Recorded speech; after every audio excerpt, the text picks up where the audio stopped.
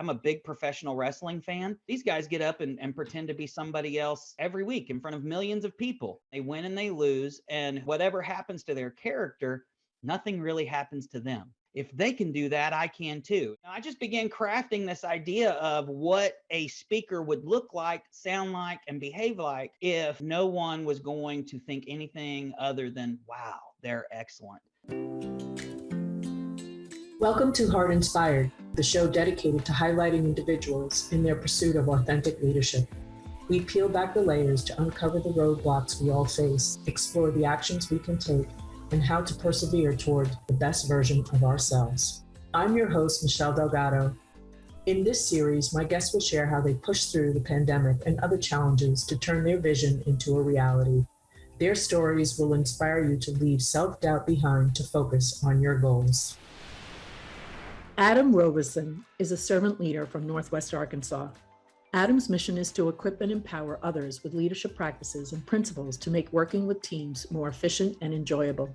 For 23 years, he dreamed of opening a leadership training, coaching, and consulting business, but has only recently begun the work. Adam is proof real dreams never die, and that fear is only a foil for those dreams if you let it. Please welcome my guest, Adam. Welcome, Adam. I am so happy that we are sitting down to talk about your dream that turned into a reality. I'm really excited to hear all the news and updates from you. We met a few months ago, it seems like now, on LinkedIn. Now, networking is just an amazing platform. I loved our conversation then and how you just exploding like you said, like a rocket. So I'm really excited to hear more about you and how you created this dream and made it a reality today. So welcome, and I turn it over to you. Let's hear your story. Well, thank you so much. Agreed. Networking is a fantastic thing, especially over an outlet like LinkedIn.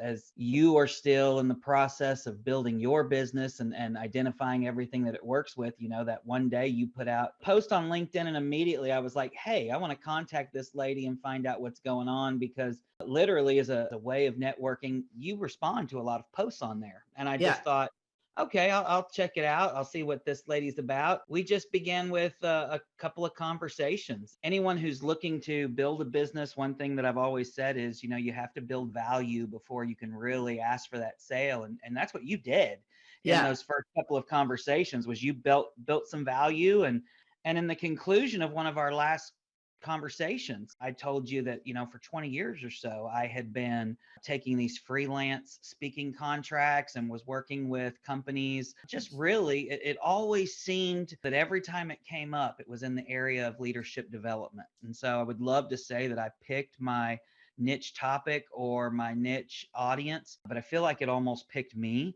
just because every time someone asked me to do something, it was in the area of leadership development. I remember at the end of that conversation, you had said something to the effect of, well, have you ever heard of a strategic partnership contract? I thought, well, no, I'd never heard of that, and told you so. And you explained to me what it was, where essentially companies will put you on a retainer, bring you in to train, and if they don't use you, you still get paid and the contract covers you. And I thought, well, that's great. No one will ever go for that. That's a pie in the sky dream.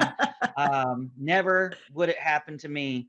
And then the very next day, as circumstances would have it, I flew into the Atlanta area and drove south a good little bit to a partner that I was working with and had just dropped in once before to do some teamwork.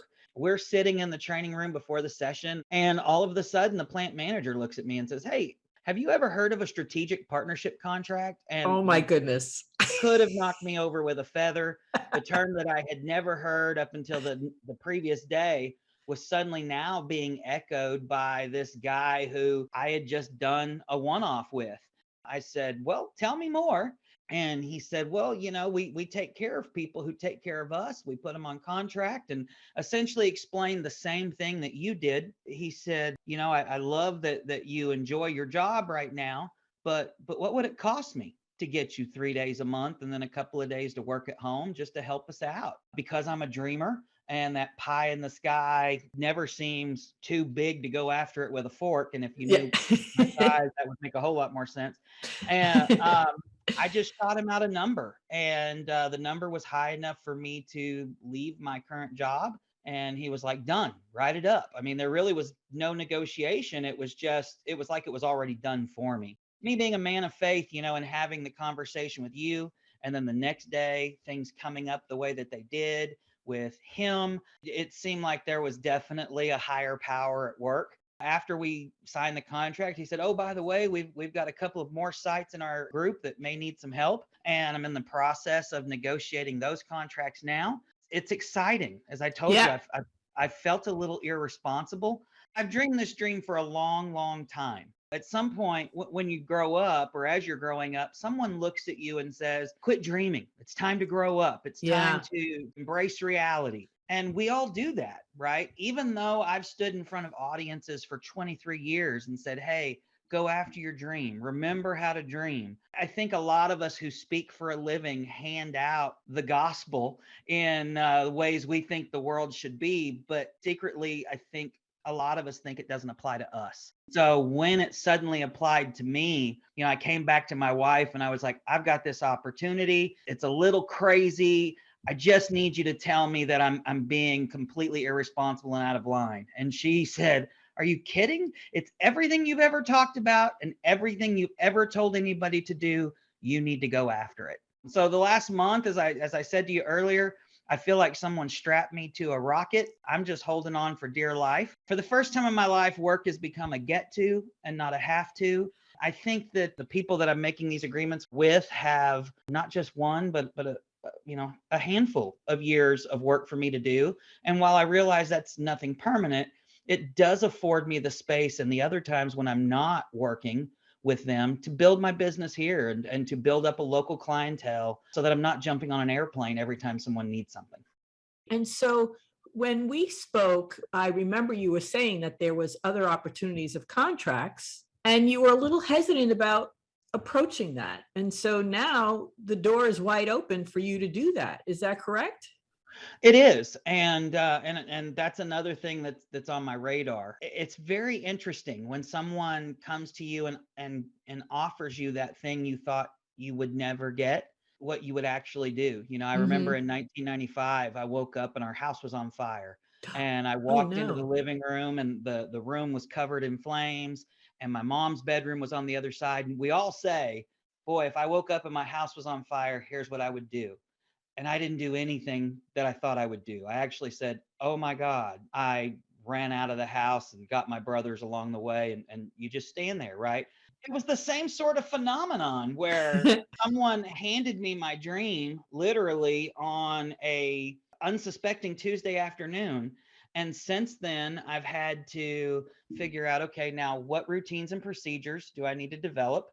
What do I need to do to make this not just 1 or 2 year opportunity, but something that will endure? So it's been exhilarating to say the least. And now I used to think that contracts were kind of a real insecure way of working. Yeah. And so I think I needed some education in that regard. I've definitely gotten it over the last several weeks. And so, no surprise, looking at your bio, you have several degrees. Yeah. What's your thirst for learning? Where did that Yeah. come from? I would love to say that I have this thing inside me that just burns for learning, but it really isn't that at all.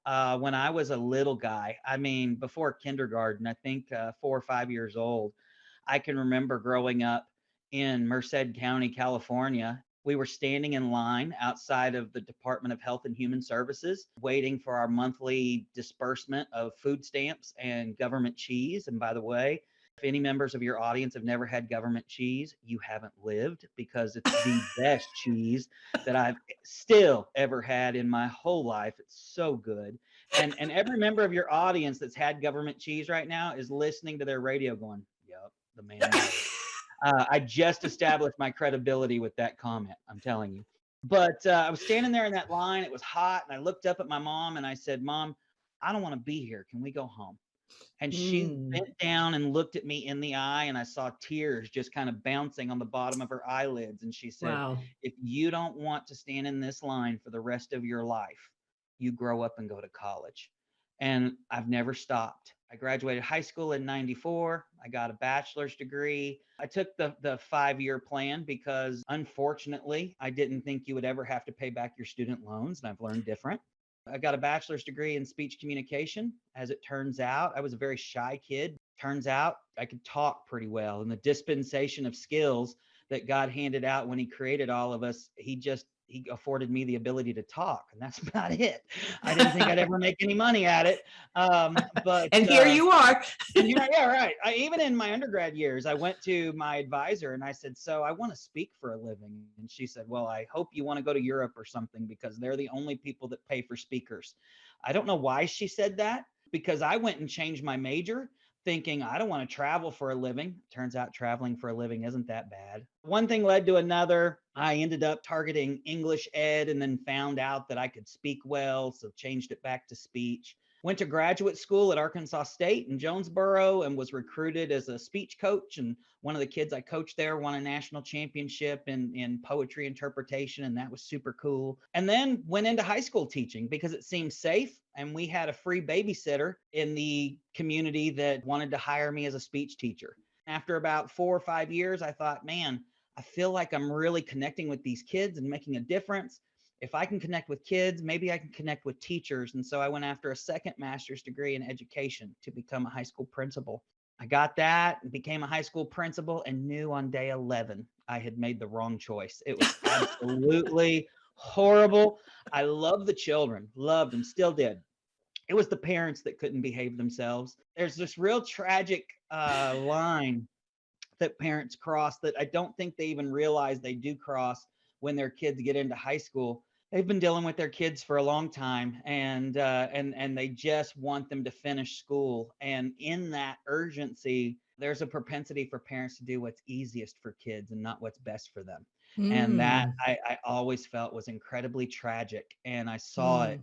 immediately. After day 11, I knew I needed to find my way out, but I had enough student loan debt to say, I need to stick with this for a little while. I made it 4 years and went from public education to adult education and began training, got a job at a local university, essentially doing what I'm doing now as a consultant, in that it was Mm. the for-profit wing of the university. And I got to go out and talk to members of business and industry that needed training help but didn't have the financial capacity to go out and hire a full-time trainer. I would contact several companies and drive the town sometimes and try to make contacts and go into these places and ask them where their pain points were and what was keeping them up at night, and then come up with those customized trainings. And so did that for a little while and thought I was bit by the ministry bug, and I went into ministry, and anybody who has done that knows that that doesn't pay. And so I've always went back to this leadership development thing, even when I Mhm. didn't want to. It seemed like when finances were tough, someone would give me a call or send me an email and say, hey, can you come talk to my people? And so it's always been that thing. Even with all of these degrees, I got mainly as a ticket out of poverty. My mom let me know that day in line that, hey, if you don't want to be in this line, the vehicle to get out of it is education. And I don't know if she thought this was in mind. I'm a year out now of my PhD in organizational development. I think I'm Congratulations to you. Thank you, but it's a grueling program. I think I'm done with school after this, I hope. But it feels like, it really does feel like that I'm finished. It never did when I just had those two master's degrees. Just had those two master's degrees. I don't want to Yeah, sound you're egotistical at simplifying things all. here. Yeah, but this feels like I'm finishing something. I'm ready to use this expertise that I've gotten from hundreds of teachers and people who just cared enough to invest something in my life. I love that I'm at the stage to where I get to give some of that back now. That's some journey there. You talked about what's changed from going from employee to entrepreneur. What's the one thing that really kind of scares you about this whole journey now? I don't ever want it to go away. Yeah. I really don't. It's strange because I feel like I told you it feels like I've been strapped to a rocket and things are going so fast. But then my wife is always quick to remind me, this feels fast right now, but I've been working for this for 23 years. When I Yeah. stood in that public speaking class and found out by accident in a 3-minute informative speech on farm eggs. And I didn't know anything about farm eggs. I gave that speech and got a standing ovation and I thought they were making fun of me. Give us the crux of what's this farm egg conversation? I don't even remember. It had something to do with how Tyson, began as a company that was serving 3 communities, and now they're going around and collecting these eggs, and this is what it does for local members of industry. I can't remember, but honestly, I was scared stiff to give a speech. And one of the things that is kind of interesting, and I didn't plan on sharing this, but I'm a big professional wrestling fan. It was one of those things growing up, and my dad was very, very sick. He couldn't go out and play and all this stuff with us, but he could, with me and my brother, sit and watch professional wrestling. And so it's always been something that's been sort of an emotional connection for me. But I realized one night, the Monday night before this speech was supposed to come on Thursday, that these guys get up and pretend to be somebody else every week in front of millions of people. And they go out there and they win and they lose. And whatever happens to their character, nothing really happens to them. And this epiphany hit me and I thought, wow, if they can do that, I can too. And so, I just began crafting this idea of what a speaker would look like, sound like, and behave like if no one was going to think anything other than, wow, they're excellent. And that's how I started public speaking. It's how I teach public speaking for people who just, I can't do it. Then let somebody else do it. Because we all have that character within us that we've been playing in privacy forever. We never let that person out. Imagination just rules. And sometimes that person is your ticket to freedom. So yeah. So how do you handle self-doubt? I listened to the Heart Metrics podcast. Let me tell you, seriously, the episode that you had on imposter syndrome was so just revelation producing for me, simply because I thought I was the only one struggling with that. I thought it was really just a lack of self-esteem, self-awareness. And since that podcast I listened to on your show, I began doing some research and realized that there's a great deal of people who struggle with imposter syndrome, and I'm just one of them. That helped me a lot. What I've begun to do over the last month is begin to count my wins. There's an interesting thing that people do. A lot of leaders do this, and that is that they look at their wins and minimize them to be just luck. Well, I just lucked into that.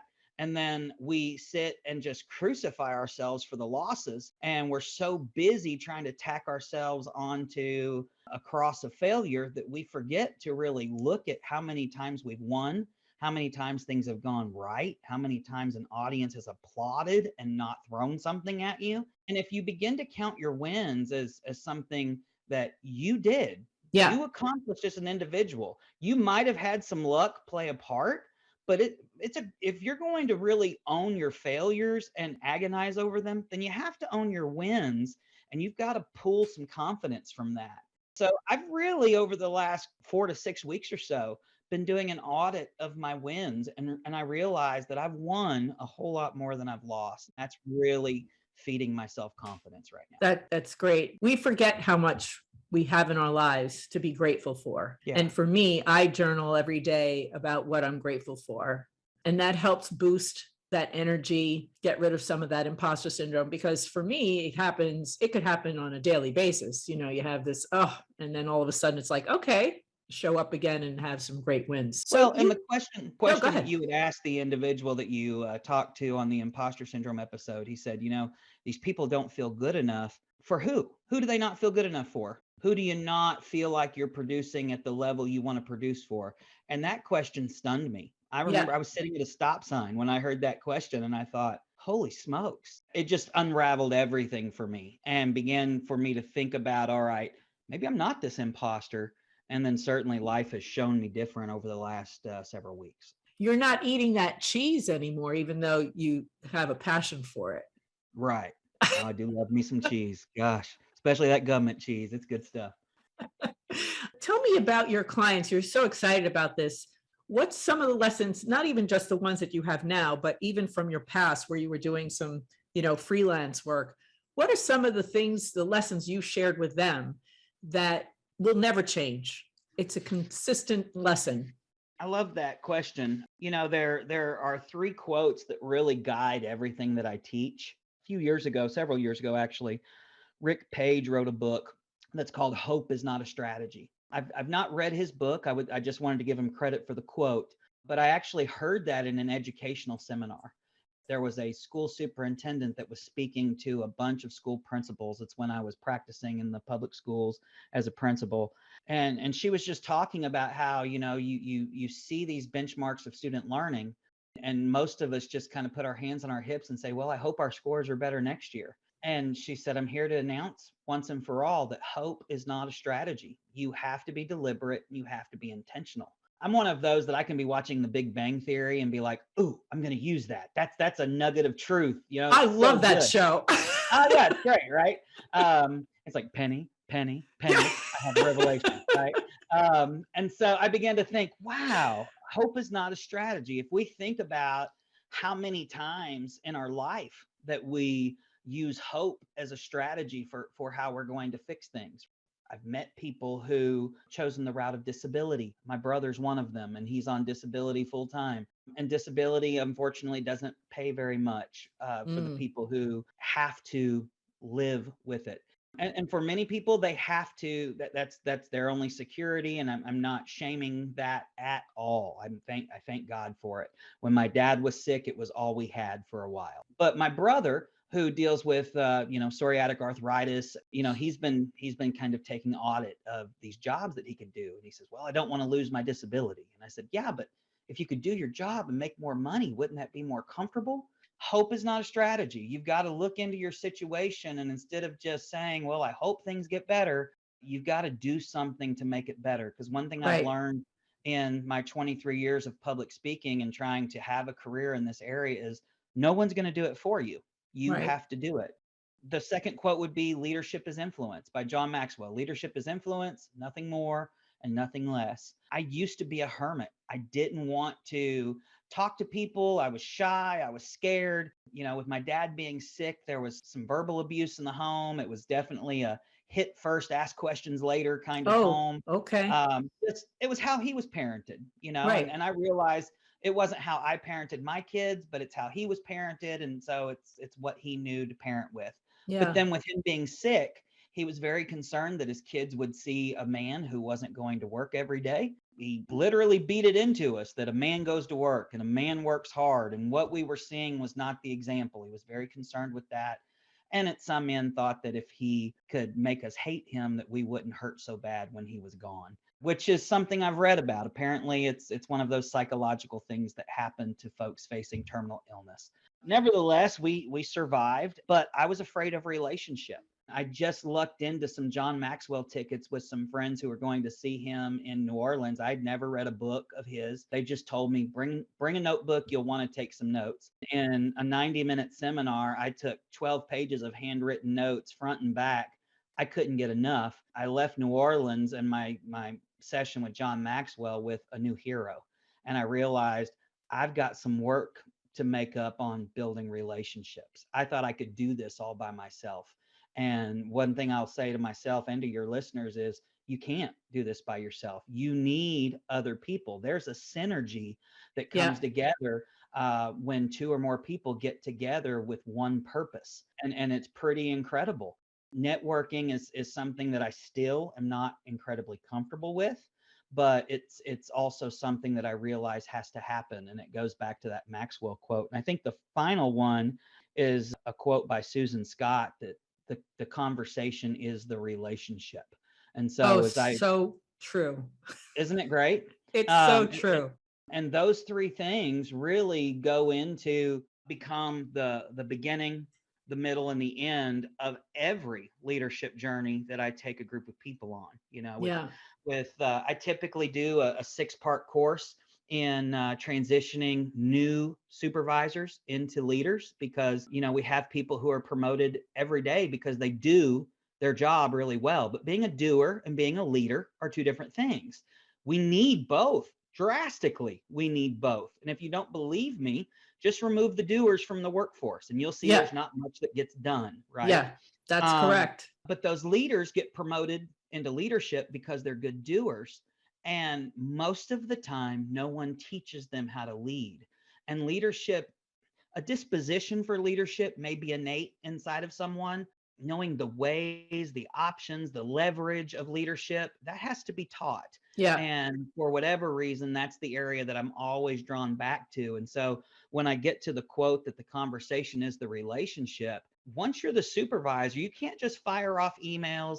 You can't just expect somebody to read your mind. If you really want to have an impact on someone and their performance in the workplace, if you really want to have an influence on someone in the workforce, you've got to be having conversations with them. Yeah. You know, if I only talk to my wife once a week for 15 minutes, our marriage isn't going to have much substance. And Right. so inevitably, when I'm working with individuals in an organizational setting and they're saying, well, I can't get this guy to do what I want him to do, my first question is, how often do you talk to him? I stop over there at least once a week, or at least once a day even. You know, if I took, my wife's a talker. If I talk to her for 15 minutes a day, it wouldn't be enough. And so what I tell people is the conversation is the relationship. And if you want good relationships that build influence, if you want the ability to lead someone to do maybe what they don't want to do, but what you need them to do just for production in industry, you've got to have a relationship. And you're not having relationships if you're not having conversations. Yeah, no, that's so true. And, you know, when it comes to employees, if you're not sharing what the goals are and having synergy with those goals and the why and what their own personal goals are, it's a broken communication and you're setting yourself up for failure. It's unfortunate that people are, like you said, great doers. They get moved into leadership positions. And then there's no handbook, there's no mentoring, there's no coaching, there's no training for them. And so you almost set them up for failure if you don't do that. And then, of course, coupled with if you don't have communication with them, find out what's going on. And especially now, with the way things have happened since this pandemic, with people being more remote, you've got to be even more intentional about connecting with them to find out what's going on. It's been so intense since March Yeah. of 2020. I've faced 2 layoffs because for whatever reason, training and learning and development seems to be the first area that's cut anytime there's any sort of economic woes. Yeah. I've been laid off twice, and then something's happened during the pandemic where the workforce has literally disappeared, in that people are making a choice to live on unemployment, you know, and now we not only have to keep the workforce that we have, but we're having to win a group of individuals back into the workforce who have literally sat at home for the last couple of years. Yeah. And then once they get there, we have to assimilate them not only into our companies, but back into the workforce in general. It's an issue that I'm having conversations with business leaders about, is leaving us all scratching our head. The great thing about it is that it's promoting some real out of the box thinking. You know, we're beginning to see things like the CEO of Raising Cane's buying his entire 50,000 people workforce a lottery ticket, which may not seem a whole lot to people who don't play the lottery or never have. For the people who do play the lottery, that was huge. $2. For $2, he bought hope. He bought hope for these individuals who thought, if I win, I'm never coming back. Or if I win, I'm going to own one of these places and not work in one of them, right? Where else can you go online or anywhere else and buy hope for $2 a person? Exactly. What Exactly. a bargain. I heard that on the radio and I thought, that's a genius move. It's so out of the box. But there are some people who would say, oh, well, he's just pandering, or he's doing this or that. He thought out of the box, and it was a great leadership. No, nobody won out of those 50,000 tickets. Not a single person won. But for $2 a piece, he bought hope. You know, back in the school business, we had this term where we would say we have to educate the whole child, and think like it's not just the child at school, but it's the child at home. It's the child emotionally and mentally. And I think we're approaching that place in the organization now, where we have to employ the entire employee. That's a whole different episode, but yes, it is. You know, you mentioned the child thing, and I was thinking the same thing, because that's an area where it all starts, right? You know, if the parents, like your mom, if she didn't say that about school, and you know, this is the way out, so you're not on this line, more conversations need to happen like that so that people can have the wins and be successful. 100%. I mentioned my brother earlier. He has just as much drive, just as much sincerity, just as much passion as I do, maybe more in some areas. But for whatever reason, they've been directed in other areas. When I think back to my childhood and what really was the fire that lit the fuel for all of this, it was that teary-eyed remark from a mom who was sad because her kid was having to stand out in the sun and be hot, but at the same time, knowing she couldn't leave. We needed that cheese. We needed that powdered milk. We needed those other food stamps and commodities to live. She didn't have a choice. But in that comment, she looked at me and said, "Hey, there's hope for you," right? That was my $2 lottery ticket. There's hope for you. You can go out and get it, and it's in education. Putting your dreams and your wins on paper, for sure, making them a reality. What else are you doing to make sure that this continues to be the reality for you? I'm having a lot more conversations than I used to have. I think, the conversation is the relationship. And if that's the case, I'm seizing opportunities when I'm in public places. Last week I went to the drugstore, and as I was checking out, a guy behind the counter looked like a member of management. And I just mentioned something about me starting my own business. And he was like, "Oh, well, what are you doing?" And I told him that I was working in the leadership development area, and I was really excited to start my own business. And he began to probe and ask questions that give him a little bit more insight as to what I was doing. And at the end of the week, we've got a conversation scheduled over coffee about me doing training in 12 of his stores for leadership development, because oh my gosh, because he's like, we already have that at the corporate level, but it's literally just a check off the box kind of thing. And he needs someone who can come in and make his employees feel something. Because listen, if you're a leader and you don't feel it, you need to get out of the business. Like I always tell my clients, there's a leadership piece of the pie. And we always take that piece because they dangle a carrot of 25 cents an hour or $25,000 more a year or whatever it is. We take that because we want that pie or that piece of the pie. But if we're not doing anything to earn that pie, we have an integrity issue. We're stealing. And so if you're going to steal the leadership piece of the pie, you need to back up and let somebody else come to the table that can eat it and then earn it as well. It's much more than talking to people. You've got to feel it. You've got to connect with people. And I think because I grew up in a line waiting for food stamps and government cheese, I can connect with people that some of our supervisors and whatnot can't. Another book I want to pass on to your audience is A Framework for Understanding Poverty by Ruby Payne. And if you work with any member individuals, it's written for school teachers. I think it's less than 100 pages that has gold in it as far as how to communicate with people from different socioeconomic backgrounds. Okay. It basically says you can reach people on your socioeconomic background, and you can reach people one level up or one level down. So you have your poverty class, your middle class, and essentially rich or well off, right? I grew up poverty in a poverty household, so I can communicate middle class. I now live middle class, so I can communicate with poverty and I can communicate with middle class. However, if you got on this call this morning and said, "Hey, Adam, I want to do a podcast on how to throw a party for 5,000 people," I would be lost. I don't speak that language. I don't know how. But if you want to look at me and say, "Man, I can't even afford to come to work because there's much more week at the end of my work and I don't have the money to put gas in my car." I've been there. And I can connect with you about that. Being able to connect with people, not just teach them, but connect with them to make them feel like they matter, and that for an hour or 2 hours at a leadership session of all places, somebody looked at them and saw who they really were. And that's what that guy's after. And so, I look to keep having conversations and seeing these. I believe these appointments will continue to grow, because as I tell people about my business idea and I give my 45-second elevator speech about, hey, I want to be the leadership guy that can go into people who can't afford to provide Fortune 500 training for their company and give it to them at a rate that they can't afford, but at a rate that will absolutely impact the bottom line and the attitudes and the number of smiles that they see in their workplace. I think people are going to be perceptive to that.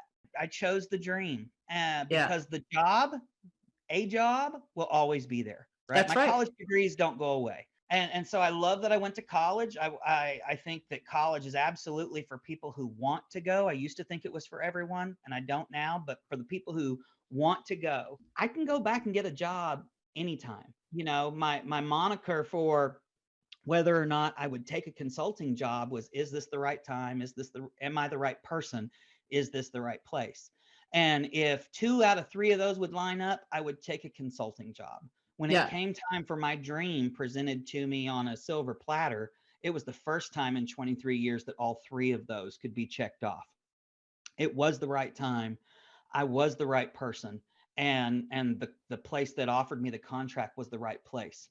You mentioned that you were laid off 2 times because of the pandemic, and you and I spoke. I was impacted by the pandemic as well, and I'm not going to go back to what I did. It was an eye opener for sure. Now that you have experienced pandemic and other major tragedies in the world that may have impacted job decisions, when you plan or set goals, are you still doing it 1, 3, and 5 and 10 years? Or are you a little bit more about, okay, month to month and maybe 6 months out?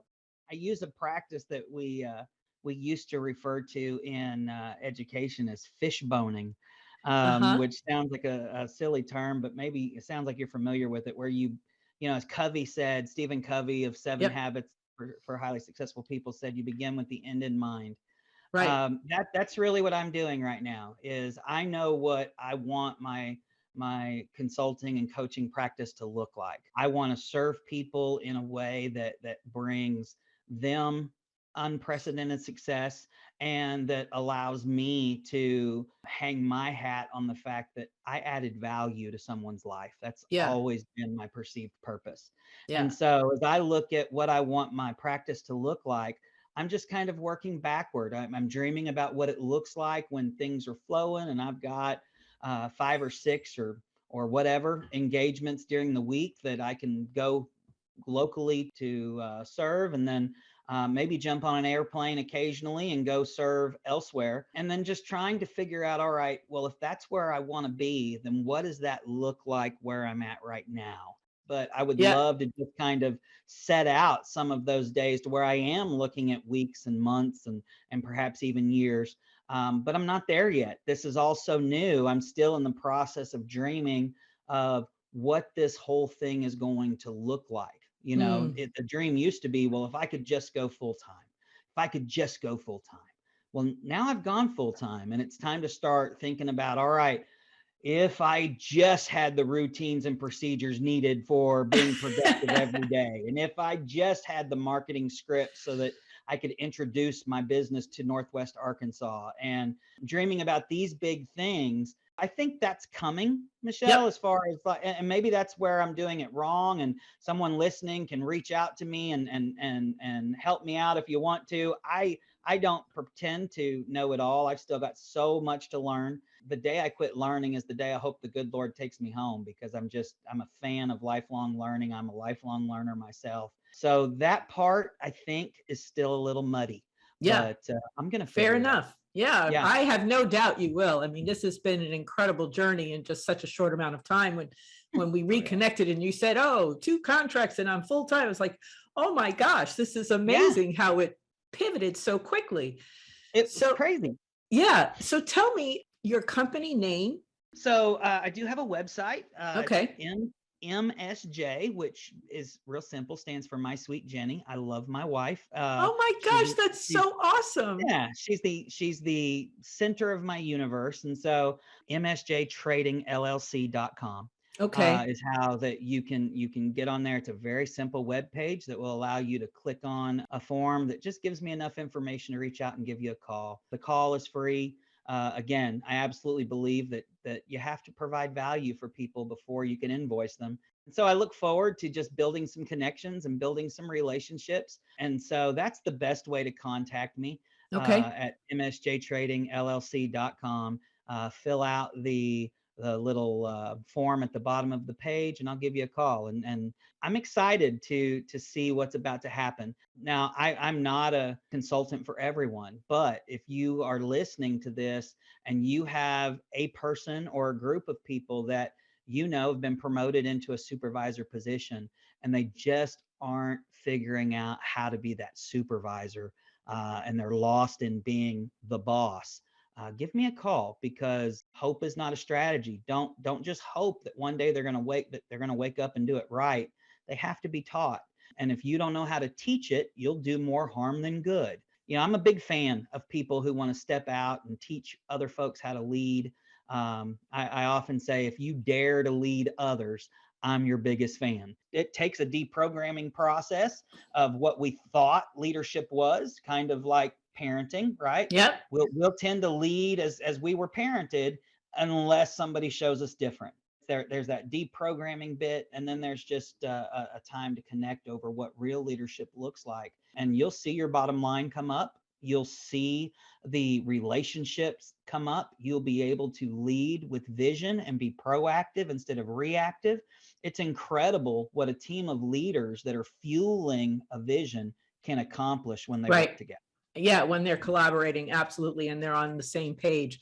Well, Adam, this has been so enlightening. I'm so excited for you. I can't wait to see how your business takes off even more. You'll have to keep me updated on that. And you certainly can collaborate on what processes and systems. I'm still learning, but maybe I can offer you a couple of tips here and there of what's worked for me. I love learning new things and collaborating with people to pick up some tips and tricks. So I appreciate you being a guest on the show. I know that your story will inspire others. So I wish you all the best. Stay in touch for sure. And we'll have to have you back so we could talk a little bit more about education, because I think that there's some really good nuggets there about starting young with coaching on the educator side and with the children. So I appreciate you being here. Thank you, Michelle. I appreciate the opportunity. Absolutely. You be well. Take care. Tune in next week. Thank you for listening to Heart Inspired. I'm your host, Michelle Delgado. And don't forget to lean in, be heard, and be inspired. This podcast was created by Heart Metrics Consulting, editing and co-produced by David Castle Productions, and co-distributed by Business Travel 360. For more information about Heart Metrics Consulting, visit us at heartmetrics.com.